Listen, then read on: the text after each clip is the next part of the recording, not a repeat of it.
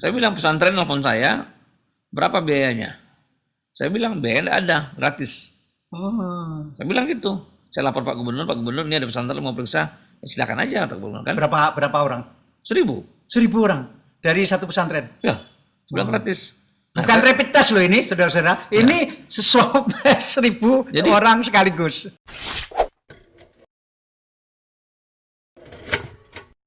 Hari ini saya senang sekali bahwa Dr.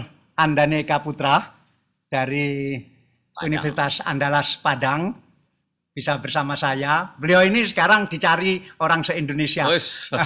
Karena beliaulah satu-satunya pengelola laboratorium di universitas yang mampu meningkatkan kemampuan laboratorium dari sekitar 200 sampel sehari bisa naik menjadi 1.500, kemudian naik lagi menjadi 2.000, naik lagi menjadi 2.500, naik lagi menjadi 3.000, naik lagi menjadi 3.500. Itu tanpa investasi yang berlebihan dari fasilitas yang ada.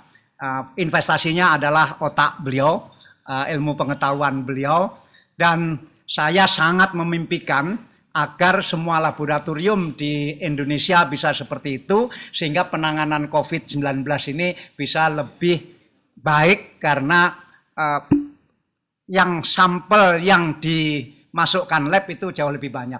Akibatnya apa? Akibatnya Sumatera Barat yang tertinggi rasio antara jumlah penduduk dengan yang sudah dites.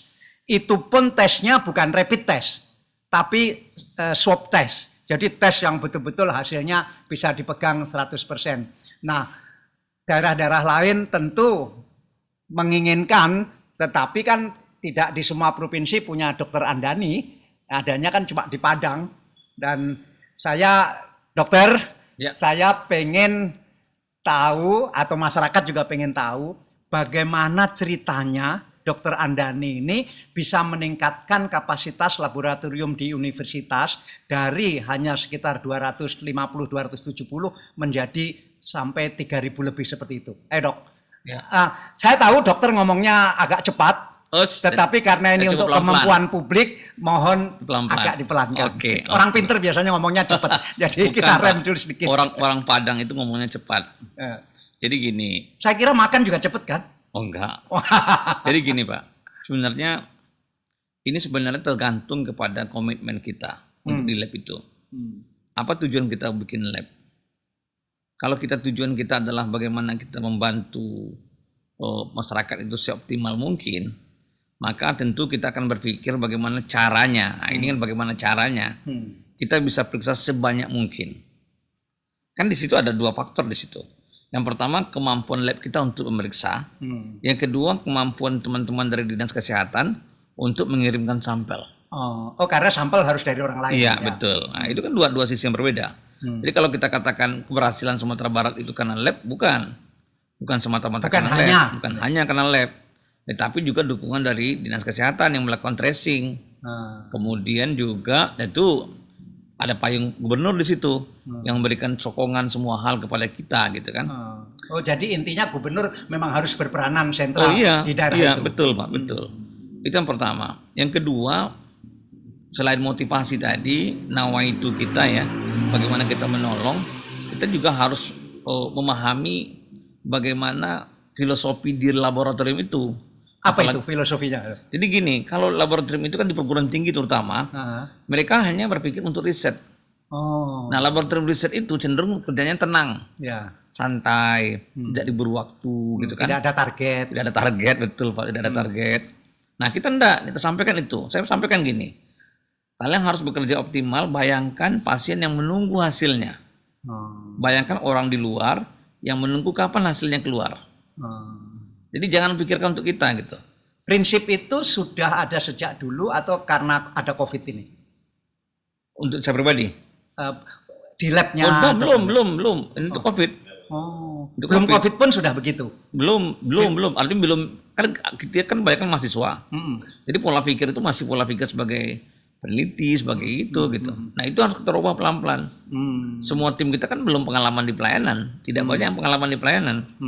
Nah itu yang harus kita rubah cara berpikirnya. Bahwa ini untuk pelayanan. Pelayanan itu butuh cepat. Tidak bisa menunggu-nunggu. Semakin cepat kita hasilkan, semakin cepat kita periksa, makin bagus hasilnya. Misalnya, tim kita bekerja pagi jam 7. Ya kan saya sampaikan, saya di lab hobi itu kerjanya saya itu pagi. Nah mereka mulai jam 7. Jam 7 sampelnya misalnya masih kurang. Tapi mereka harus sudah masuk. Apa yang mau dikerjakan, kerjakan dulu. Jangan tumpuk dulu. Nah ini contoh Pak. Ini contoh bagaimana kita merubah cara berpikirnya. Kemudian kita juga harus membangun sistem. Di lab itu harus bikin sistem. Kalau semuanya ke kepala, waduh sakit pecah kepala dia. Jadi kita bangun sistem Pak. Ada orang yang bertanggung jawab untuk masalah harian. Ya, ada orang yang bertanggung jawab untuk masalah logistik. Ada orang bertanggung jawab masalah penerimaan sampel administratif. Ada yang bertanggung jawab untuk penerimaan sampel di dalam, melabel dan sebagainya. Ada tim yang bertanggung jawab untuk analis. Ada tim yang bertanggung jawab untuk validasi data. Ya kan? Nah, itu semua ada tim yang bertanggung jawab untuk pengadaan, keuangan dan sebagainya. Jadi kita bangun sistemnya, termasuk untuk biosafety-nya, K3-nya. Terus sejak ada COVID apa yang berubah dari filosofi itu? Oh, sekarang mereka kerja itu udah bagus sekali. Kayak tadi malam kan, kita ngerjakan sampel Kalimantan Selatan. Oh, iya Kalimantan Selatan. Jadi sampel dari Kalimantan Selatan dikirim ke Padang? Dikirim ke Padang. Pakai pesawat? Pakai pesawat. Jadi sampai sekitar jam 9 pagi. Kita proses administratifnya. Berapa banyak itu sampel 1000. dari? 1000 sampel dari Kalimantan Selatan? Ya. Wow. Kalau kita enggak, ya masuk ke kita, kan ini kan karena sementara sampel kita masih ada juga kan. Jadi campurlah dengan sampel kita. Kemudian kita campur dalam pengertian bukan dicampur. Bukan. Artinya kerjanya sama bareng-bareng gitu. Kemudian kita proses. Tapi target kita adalah bagaimana sampel ini selesai hari itu juga. Ya kan? Nah, anggota ini itu kerja full sampai jam 5 subuh. Oh, sepanjang malam. Ya. Wow. Saya bilang, nah sampai jam 5 subuh. Itu yang penting. Mereka kerja sampai jam 5 subuh. Selesai? Ya kan? Selesai. Wow. 1000 itu selesai jam 5 subuh. Motivasi bisa mau bekerja seperti itu di dalam lab apa dok? Ya saya selalu sampaikan, pertama kita bekerja di lab, kita selalu sampaikan bahwa ini untuk kemanusiaan, ini untuk umat. Ini bagian dari jihad. Saya bilang sama istri saya tadi waktu saya kemari, kenapa ke Surabaya, daerahnya kan daerah merah hitam. Nah, hitam. Apalagi habis ini ke Makassar gitu kan. Kemudian saya ditawari juga ke Kalimantan Selatan, Kalsel gitu kan. Laris, karena memang saya juga sampai malu kalau sampai orang seperti Dokter Andani ini tidak dimanfaatkan se-Indonesia. Ya, silakan. Maksud saya gini Pak, yang penting itu adalah alur berpikir kita Pak. Bahwa kita itu betul-betul berpikir itu untuk bangsa ini. Tidak sekedar bicara, tidak sekedar pencitraan, tidak sekedar apalagi ego masalah tuh. Nah itu saya sampaikan gitu kan. Nah itu yang, nah kita di lab itu Pak, ego itu tidak ada. Saya terima semua orang. Saya terima dari biologi, saya terima dari FMIPA, saya terima dari farmasi. Yang bekerja di lab itu? Ya. Jadi bukan hanya kedokteran saja. Siapa yang mau, saya tawarkan malah. Ya kan, teman-teman saya di peternakan saya tawarkan, Anda tidak punya mahasiswa yang punya pengalaman molekuler? Kalau ada, kirimkan ke saya latih. Jadi awal-awal itu kenapa kita sedikit? Karena kompetensi mahasiswa kita belum bagus. Tapi lama-lama kan mereka jadi expert. Jadi pada waktu kita ngerjakan sampel kalsel itu, udah bilang mereka, udahlah yang 2 bulan terakhir aja udah usah lah, kerjakan lagi besok pagi aja. Tanggung Pak, tanggung. Rencananya pagi diselesaikan semuanya. Sebelum subuh selesai. Iya, dan ini juga satu yang harus kita hargai ya. Kita harus memberikan reward terhadap anggota kita yang bekerja seperti itu. Dan saya bisa siapkan itu. Apa dokter rewardnya? Apanya? Rewardnya dari dokter apa? Saya bagi honor saya ke dia. Kenapa? Saya bagi honor saya ke dia. Ya Allah, honor pribadi. Oh iya. Hebat. Kayak tadi malam yang mengerjakan sampel 1000 dari Kalimantan Selatan itu berapa orang yang berada dalam laboratorium? Itu sekitar 3-4 orang. Oh, 3-4 orang. 3 atau 4 orang itu. 3 atau 4 orang. Ya. Wow. Tapi saya kontrol. Oh. Jadi mereka tidak tidur, saya juga tidak tidur. Ada di lokasi? Saya di sini. Oh, di Surabaya. Tadi malam sudah di Surabaya. Iya, Surabaya. Tapi terus kontrol. Jadi mereka tahu kalau Dokter Andani memonitor mereka. Jam 4 tuh saya masih lihat juga tuh gimana hasilnya. Masih nyusun juga tuh. Wah. Karena perlu kontrol kan. Jadi mestinya Dokter Andani ini sudah 2 bulan yang lalu ke sini, jadi bisa ikut ngatasi. Enggak lah. Di sini banyak orang ahli, Pak. Jadi kita hanya berpikir sederhana. Saya hanya nggak berani ngomong, Dok. Banyak ahli tapi juga banyak ego. Tapi saya nggak berani ngomong. Jadi saya nggak ngomong soal ego. Jadi gini, Pak. Saya sebenarnya berpikir, saya rasa tadi saya ketemu sama Pak Wakil Gubernur, Pak Jawa Emil, Timur, Jawa Timur ya Pak Emil. Saya rasa bagus kok, semangat beliau bagus gitu ya. Saya lihat peluangnya bagus, bagaimana kita mengembangkan. Saya sampaikan ke Pak Gubernur, sebenarnya kalau semakin banyak pemeriksaan, ini ada 2 cara gini ya. Sebenarnya solusi untuk menghadapi COVID ini satu, putus rantai penularan. Putus rantai penularan. Putuskan rantai penularan. Ya, itu pertama. Jadi orang-orang yang mungkin menyebarkan ke orang lain itu kita tangkap, isolasi. Nah itu sudah ada, pikiran itu ada. Kemudian masalahnya adalah ada 2 cara. Yang pertama adalah dengan cara edukasi protokol COVID. Yang kedua dengan pemeriksaan masif. Protokol COVID kan sulit dilakukan. Masyarakat itu payah diajari. Sulit kita berikan pemahaman. Jangankan masyarakat, kita juga gagal paham untuk itu. Nah yang paling mungkin itu adalah pemeriksaan. Di sini banyak orang yang bagus-bagus, semuanya ada. Kemarin saya dengar dari BNPB juga ada 12 mesin PCR belum terpakai malah. Ya kan? Nah maksud saya, kita manfaatkan.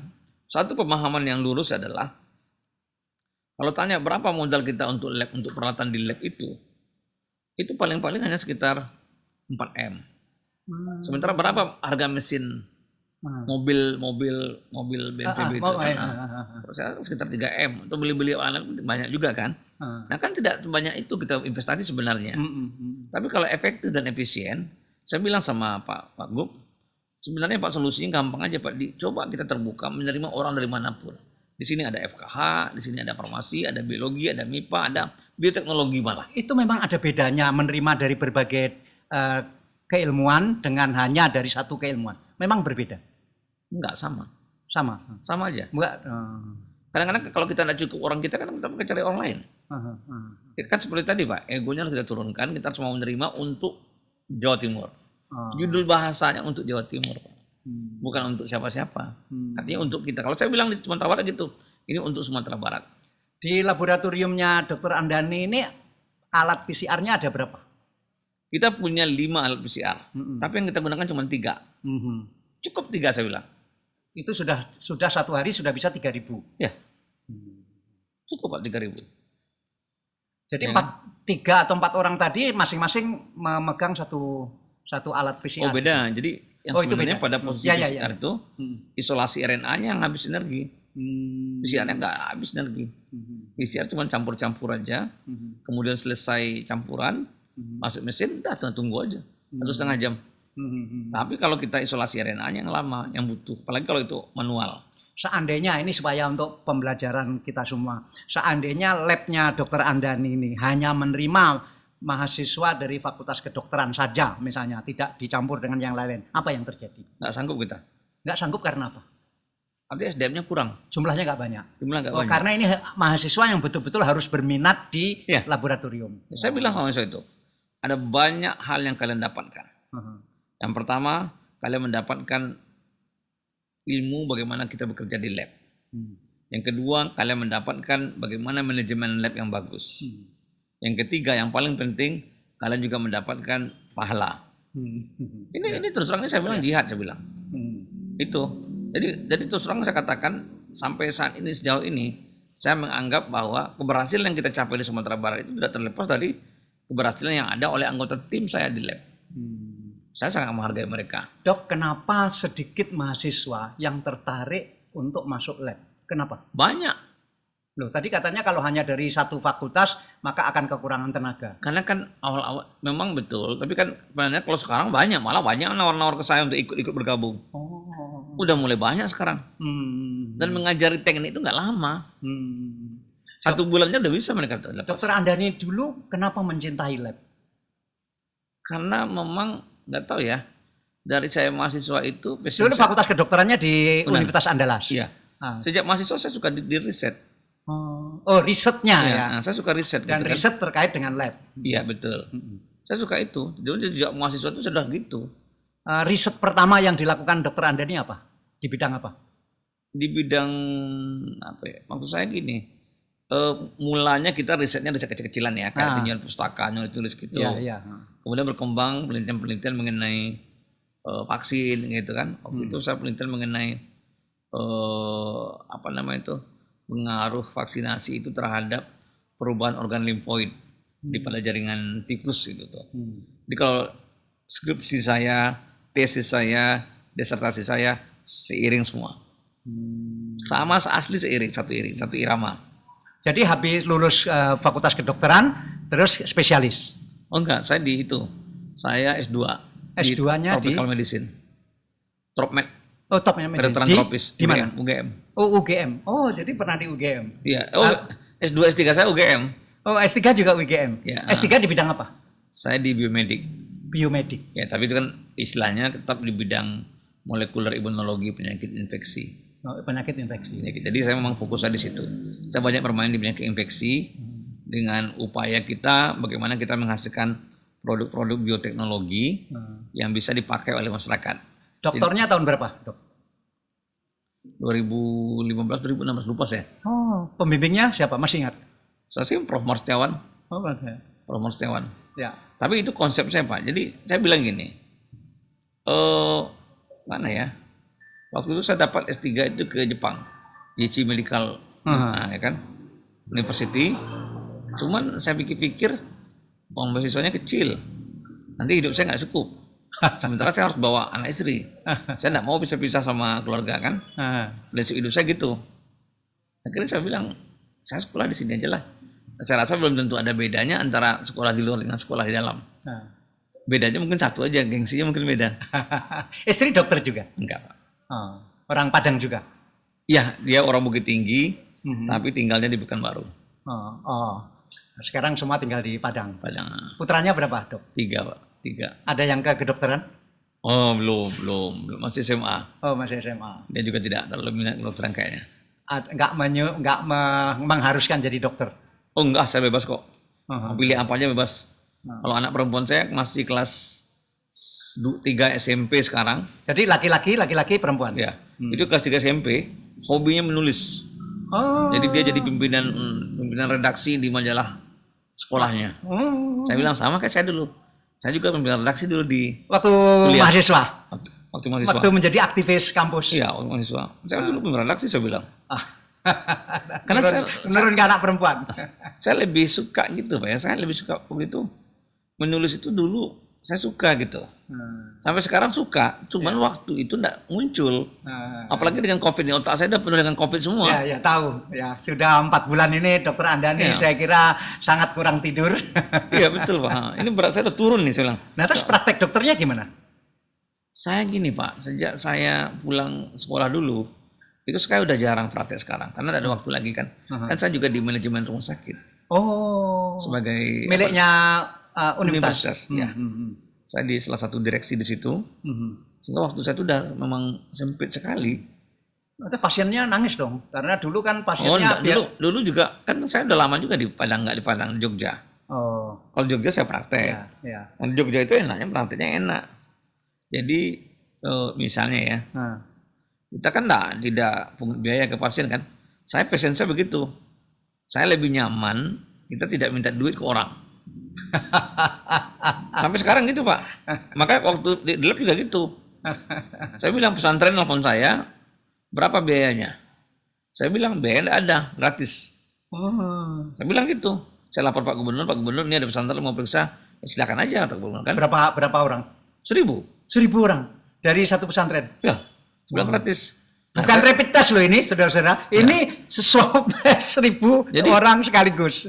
Bagi kita 1.000 itu enggak masalah Pak. Karena kita bisa aja 2.500 selesai. Satu hari.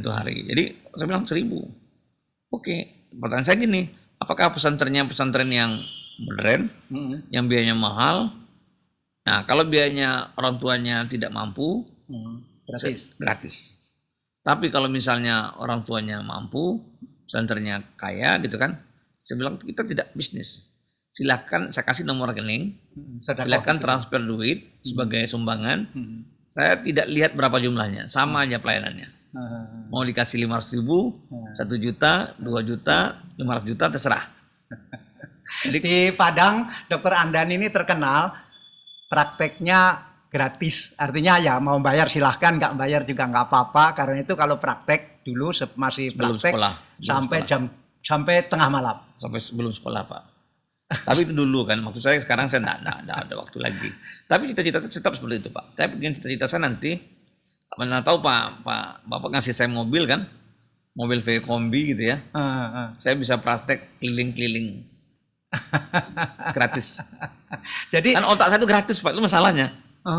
Jadi di rumah sakit itu teman-teman angkatan saya tahu tuh, kalau Pak Andani ini dinas nanti gratis-gratis aja orang semuanya. Saya kan lama kepala UGD, Pak, di rumah sakit. Nah, income laboratoriumnya Universitas Andalas itu dari mana, Pak? Untuk biaya operasional? Kan sekarang dari Pemprov. Oh, dari Pemprov ya. Oh, kalau kita hitung, Pak, kaya raya saya, Pak. Begitu saya buka servis untuk komersil, 1 jutanya udah berapa duit saya tuh. Ini kesempatan mencari kaya, Pak, saya bilang. Tapi tidak. Tidak.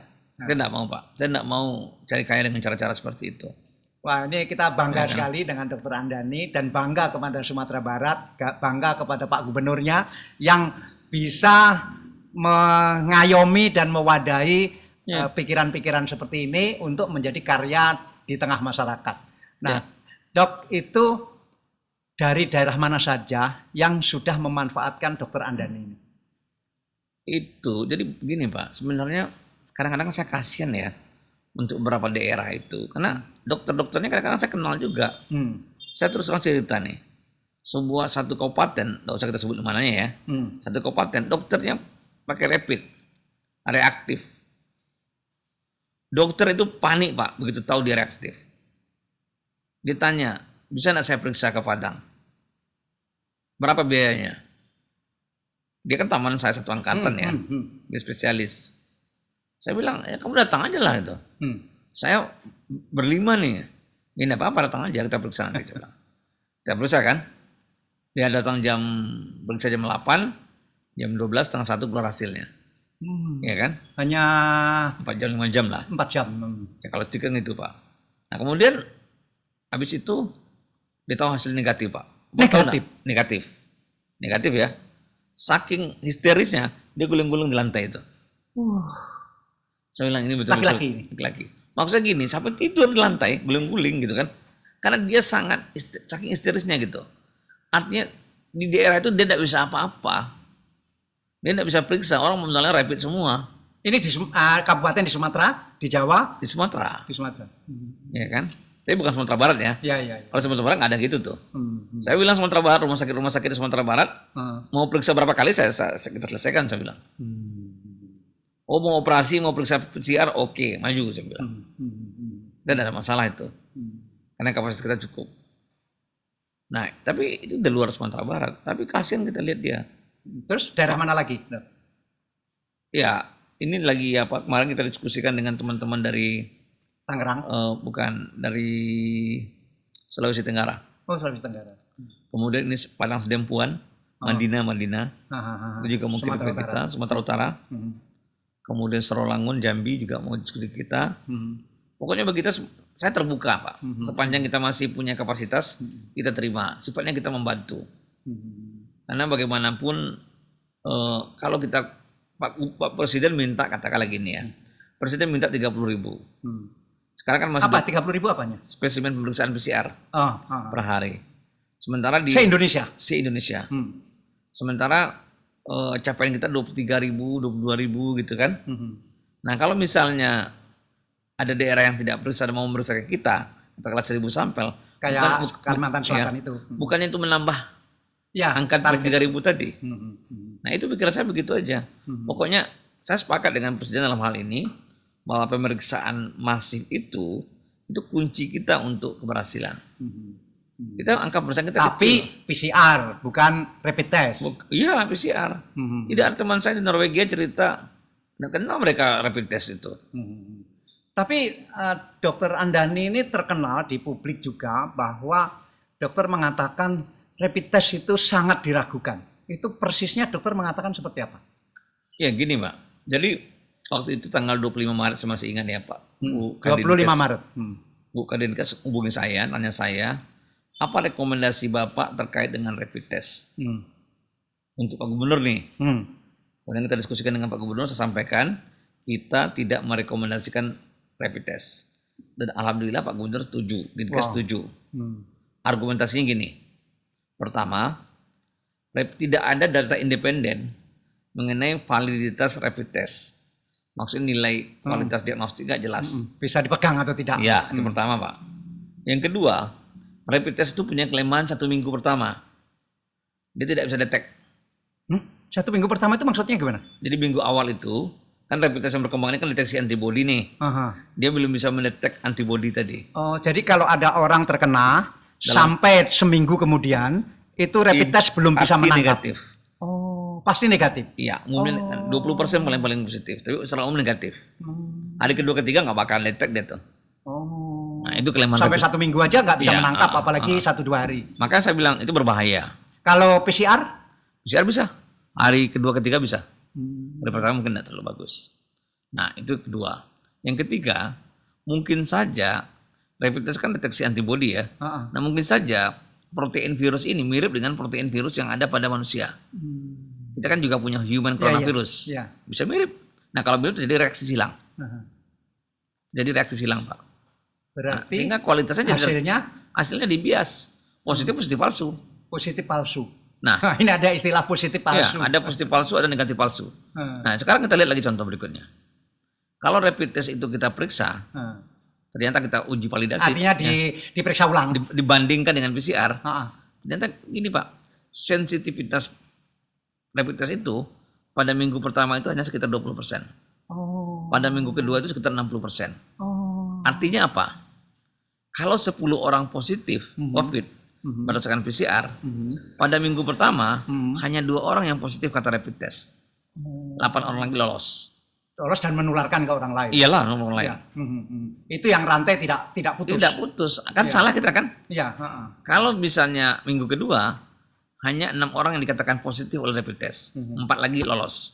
Nah, itu kan berbahaya, Pak. Jadi kalau tanya nilai yang paling berbahaya dari rapid test yang mana? Nilai negatifnya yang bermasalah. Non reaktifnya bermasalah. Yang reaktif itu kan di karantina. Masih mending lah kan. Tapi yang non reaktif kan dilepaskan. Nah, ini yang padahal dia kena. Nah, itu makanya kita bukan berarti rapid test tidak bagus. Ya artinya pada kondisi-kondisi pandemi yang butuh diagnostik yang akurat, itu penting dikontrol. Karena memutus tadi harus efektif pemutusannya. Coba sekarang orang di karantina hanya gara-gara rapid test reaktif. 1 kamar 2 orang. Kemudian di PCR. Hasil PCR yang pertama positif, yang kedua negatif. Akibatnya apa? Yang keduanya harus dikarantina, diperiksa lagi sekali lagi. Kan berabe saya bilang. Nah, itu yang terjadi gitu. Jadi inti sederhananya Pak, kalau satu pemerintah daerah itu mau berhasil atau pemerintah provinsi itu mau berhasil, udah satu-satunya jalan yang paling instan itu adalah periksa masif PCR. Itu solusinya, dan buang rapid test. Buang rapid test. Kalau beberapa kali risiko lolos tadi, kan bayang tadi kan, yang nggak bisa mutus tali tadi. Siapa yang tahu? Jadi rapid test memang ada syaratnya, idealnya gini. Dia 2 kali pemeriksaan idealnya. Tapi orang sudah rapid test pertama, mana mau dia lagi periksa? Tidak bakalan mau dia diperiksa. Dok, ini konkretnya seandainya di satu kota besar atau katakanlah kota menengah, dia sudah punya laboratorium, kemudian dia mempunyai PCR 1, mesinnya 1 gitu, dia punya kemampuan berapa itu? Yang normal dulu. Kemampuan ngetes berapa orang? Kalau misalnya, misalnya ya. Belum menggunakan pengetahuan Dokter Andani. Oh, bukan pakai full test. Belum pakai itu. Oh gitu, normal gitu ya. Tergantung berapa anggota timnya untuk isolasi.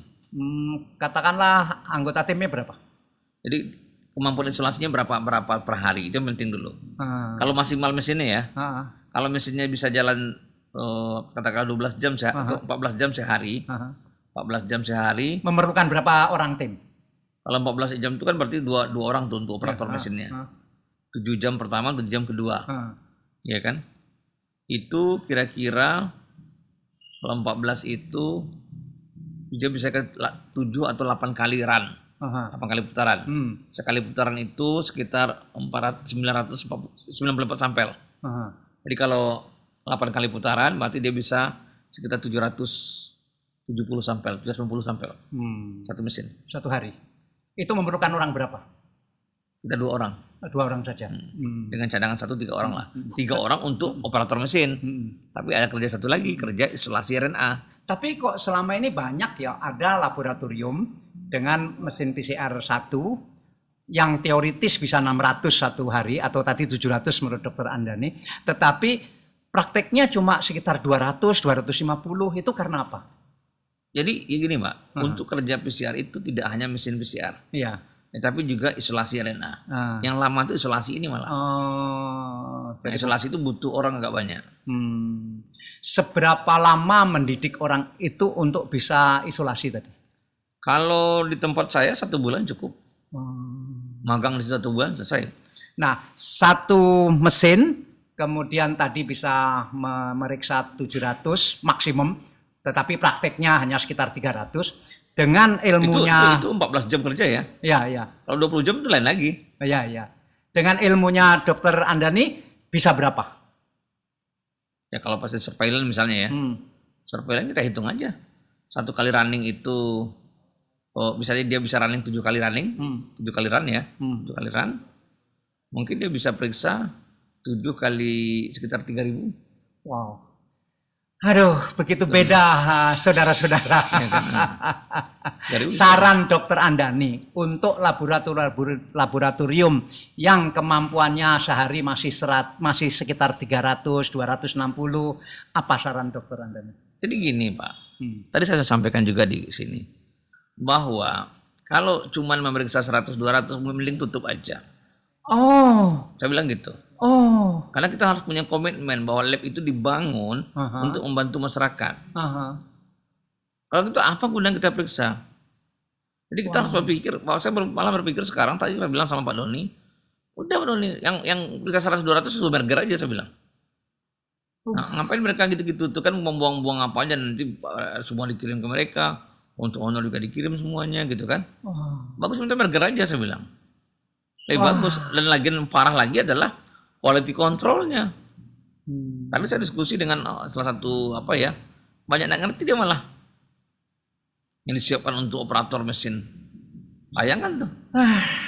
Saya bilang ini berbahaya, maka ini penting orang-orang yang mengerti lah kerja-kerja begini, baru digunakan di situ. Kalau nggak ngerti dimasukkan ke situ gimana caranya tuh? Nah sekarang kalau ada pimpinan lab yang mendengarkan podcast kita ini, kemudian ya Pak Dokter Andani jangan hanya ngomong dong, tolong bantu juga dong saya bagaimana supaya laboratorium saya ini bisa meningkat dari 200 yang menurut Dokter Andani lebih baik ditutup saja bisa menjadi 3.000. Apa? Yang pertama itu adalah space, tempatnya. Makanya saya selalu sampaikan lab itu harus punya tempat yang representatif, agak besar. Ya kan? Besar itu untuk movement orang atau untuk? Ya kan tempatnya bisa-bisa. Isolasi RNA ruangannya terpisah. PCR ruangan terpisah, terima sampel terpisah. Tempatnya Pak. Dan di lab itu jangan pikirkan, jadi lab itu ada 2 bagian. Bagian dalam, tempat kita bekerja, dan bagian luar. Tempat kita untuk menerima sampel, untuk makan, untuk administratif dan sebagainya. Itu cukup besar. Tapi kalau misalnya saya punya lab, boleh nggak saya konsultasi dengan Dokter Andani, bayarannya berapa, kemudian perlu caranya bagaimana? Saya semua konsultasi gratis. Gratis? Gratis, kan ilmu saya gratis. Jadi ilmu saya itu Pak 2 aja Pak, yang saya tidak miliki itu ya. Pertama untuk ilmu untuk mengatakan tidak, saya sulit sekali. Nggak punya ilmu untuk mengatakan tidak. Kadang-kadang kita harus mati-matian juga untuk bekerja untuk supaya kita selalu mengatakan iya. Kadang-kadang dengan jengkel juga ngerjakan nolong orang dengan iya. Tapi itu saya hampir tidak punya ilmu, tidak. Kecuali saya tidak suka orang, gitu kan. Itu lain. Itu pertama, tidak. Sulit saya katakan tidak. Dan saya akan bekerja habis-habisan untuk menyelesaikan apa yang saya katakan iya tadi. Yang kedua ilmu gratis Pak.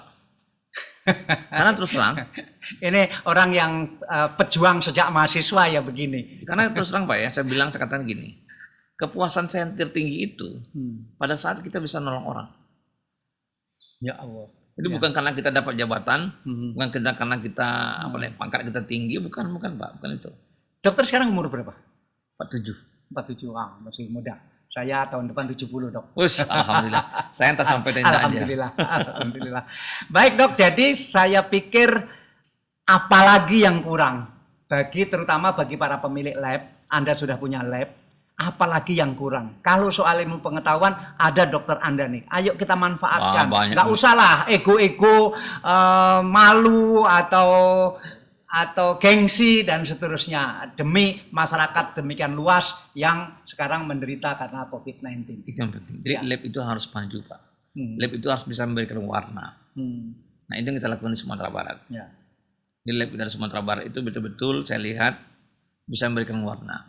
Saya punya hubungan baik dengan semua kepala dinas kesehatan. Saya punya hubungan baik dengan semua direktur rumah sakit. Karena pendekatan personal yang baik. Pendekatan personal yang baik. Bapak percaya enggak? Bahwa semua hasil lab itu harus keluar dari tangan saya dan harus diserahkan melalui WA ya ke WA-nya masing-masing direktur dan kepala dinas kesehatan. Tidak mau saya kasih orang lain. Supaya barang itu terjamin sampai. Nah, Gitu. hebat sekali, saya bangga sekali Indonesia punya orang seperti Dokter Andani. Ayo kita manfaatkan rame-rame untuk menolong masyarakat dalam rangka COVID-19 ini. Makasih Dok ya. Oke, sip. Makasih, selamat bekerja, selamat tidak tidur lagi. Enggak lah. Ya. Paling tidak kita bisa, ya bagi saya udah biasa sih dari mahasiswa gitu. Sejak mahasiswa ya. Ya kan? Kalau kami di kesehatan juga biasa Pak. Saya tidak tidur itu biasa. Iya. Jadi tidak satu hal yang aneh lah. Cuman masalahnya kan harus jaga-jaga badan juga. Iya. Umur Pak, umur. Iya. Baik Dok, makasih. Oke, makasih. Selamat berjuang. Alhamdulillah, amin.